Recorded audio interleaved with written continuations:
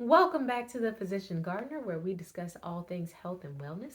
We are on the last pillar of our lifestyle medicine series. This pillar is positive social connection.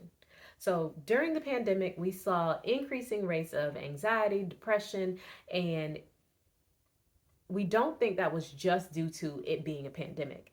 Being on lockdown, people being in the house, not being able to go out and socialize had a significant effect on people's health, not just from not having anything to do or boredom, but the lack of social interaction definitely increased the risk of anxiety and depression in a lot of people. Positive connections influence your physical and mental health and your overall well being.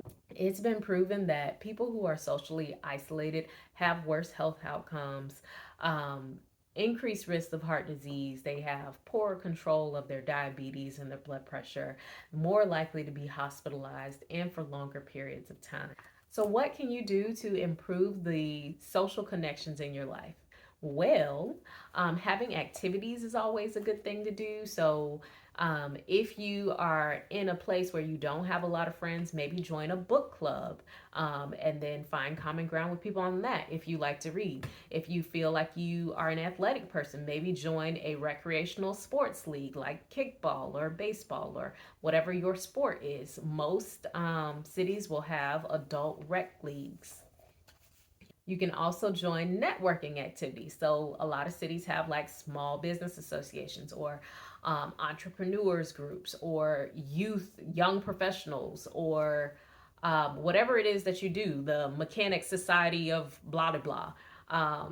Just look for those types of things to get you more involved and connected to people. Another factor that you can try to incorporate would be volunteering for a good cause.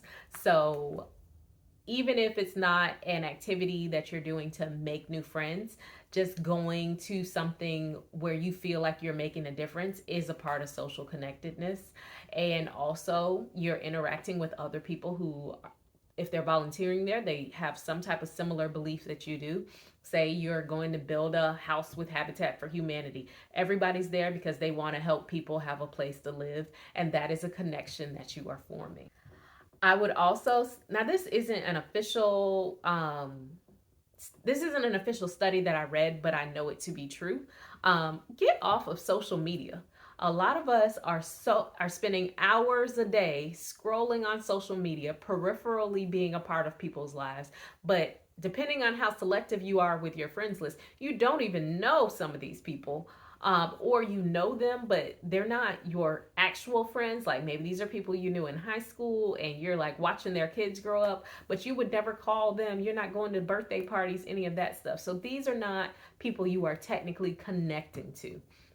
So if you take some time away from social media, then you have more time to form real life connections and interact with people in real life. You also have more time to call your actual friends or text your actual friends or family members or whoever it is you want to, actually be connected to, because the internet connections just aren't real. And there are some, I don't know the name of the specific study, but I know it's been shown that people who spend more time on social media tend to be more depressed because they're looking at other people's lives thinking, oh, this person has that and this person's so happy and everything's so great in everybody else's life. What about me? But really, social media is just giving you the highlights of somebody's life. They're only showing you, most of the time, they're only showing the good things. Some people show bad stuff, but most of the time they're just giving you the highlights, not the boring every day I had to get up at 5 a.m. with this baby, or me and my boyfriend or husband are fighting. They're not showing you that much most of the time. Some people put their business out there, but a lot of people want it to look better than what it is. So try and limit your social media and get out there and live your real life with real people. That's pretty much all my tips for social connection. Let me know if you have some more ideas. Just listed in the comments below.